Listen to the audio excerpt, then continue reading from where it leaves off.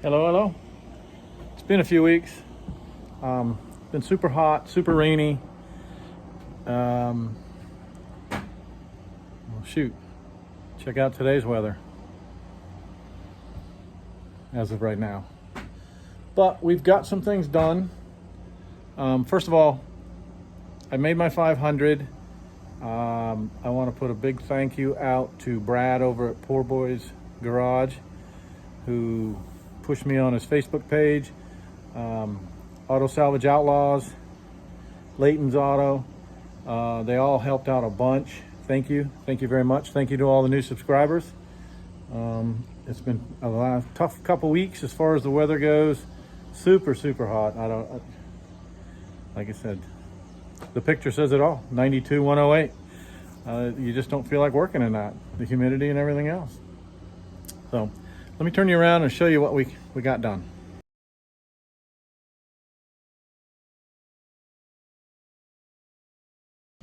All right, so when I say we, I did have a friend come over,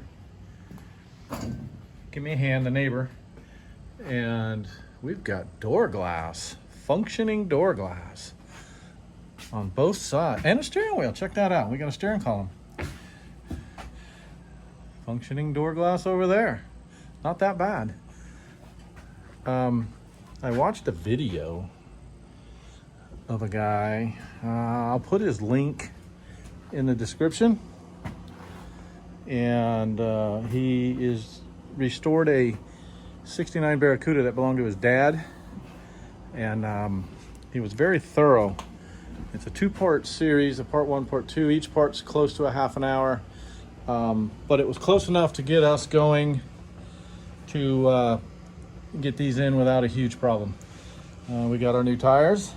Check that out. Check that out.